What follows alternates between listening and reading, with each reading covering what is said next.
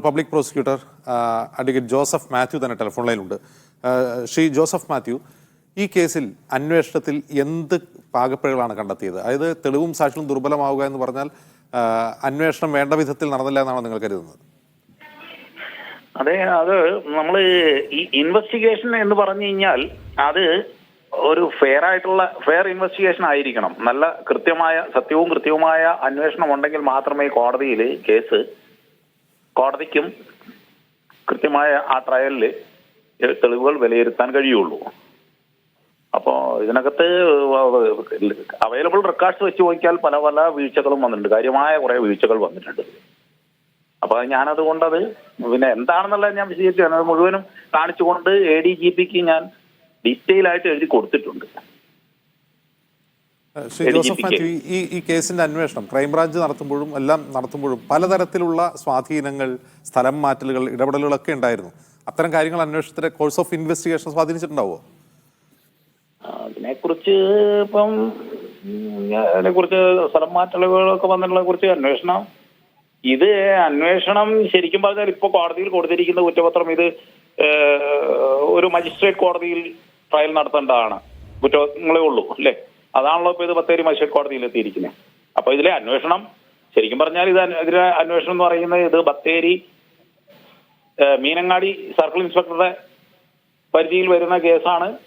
Circle ഇൻസ്പെക്ടറുടെയും ഒരു sub ഇൻസ്പെക്ടറുടെയും നേതൃത്വത്തിൽ ഇത് അന്വേഷണം നടത്തേണ്ട ഒരു കുറ്റകൃത്യങ്ങൾ തന്നെ ഉള്ളൂ. പക്ഷെ അതിൽ സ്പെഷ്യൽ ഇൻവെസ്റ്റിഗേഷൻ ടീം തന്നെ രൂപവൽക്കരിച്ച് അവർ തന്നെയാണ് അന്വേഷണമൊക്കെ നടത്തിയത്. അങ്ങനെ ഇത്ര വലിയ അന്വേഷണം നടത്തിയാലും ഈ 86,000 പേജുള്ള കുറ്റപത്രവും ഒക്കെ ഉണ്ട്. ഇപ്പൊ കുറ്റപത്രത്തിന്റെ ഒരു ഭാഗം എന്റെ കയ്യിൽ ഇപ്പൊ കിട്ടിയപ്പോൾ ഞാനത് പരിശോധിക്കുമ്പോൾ അതിൽ ഒത്തിരി ന്യൂനതകൾ വന്നിട്ടുണ്ട്. ഒത്തിരി ഈ വനം വകുപ്പ് ഇതിൽ ചാർജ് ഷീറ്റ് നൽകാത്തത് ഈ കേസിനെ ദുർബലപ്പെടുത്തുമോ?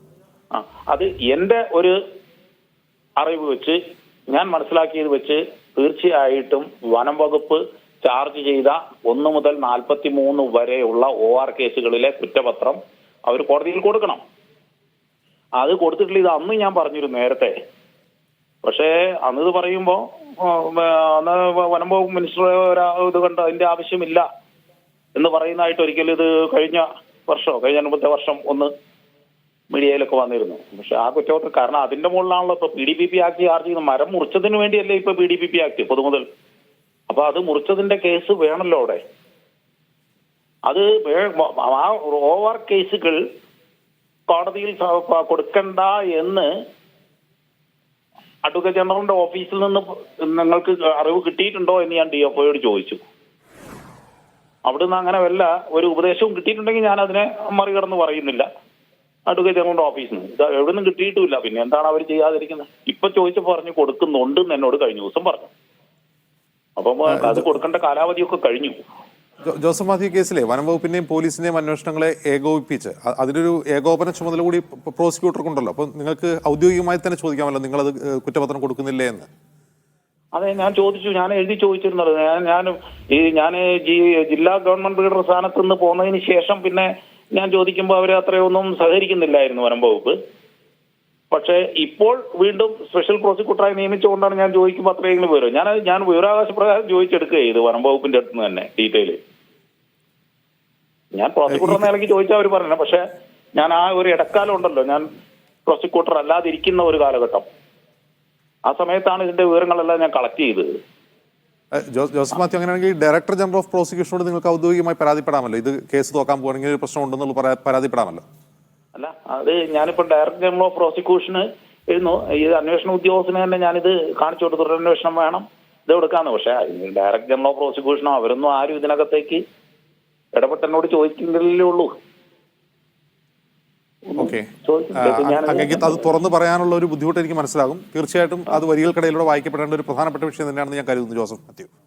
കാരണം ഇത് വനം വകുപ്പിന്റെ കേസ് കോടതിയിൽ കുറ്റപത്രം കൊടുക്കേണ്ട ആവശ്യമില്ല എന്ന ഒരു നിലപാട് ആരെങ്കിലും എടുത്തിട്ടുണ്ടെങ്കിൽ അത് ശരിയാണെന്ന് എനിക്ക് തോന്നുന്നില്ല. അങ്ങനെ ശരിയാണെങ്കിൽ തീർച്ചയായിട്ടും എന്നെക്കാളും ഈ കാര്യങ്ങൾ ചെയ്യുന്ന ഹൈക്കോടതിയിലെ അഡ്വക്കേറ്റ്സ് ഒക്കെ ഡയറക്ടർ പ്രോസിക്യൂഷൻ മുതലുള്ളവർ പറയുകയാണെങ്കിൽ വേണ്ട എന്നുള്ളതേ ഉള്ളൂ. അല്ലെങ്കിൽ ഇത് വേണമെന്നാണ് എന്റെ ആവശ്യം. ഇല്ലെങ്കിൽ ഈ PDPP ആക്ട് കേസും നിൽക്കൂല.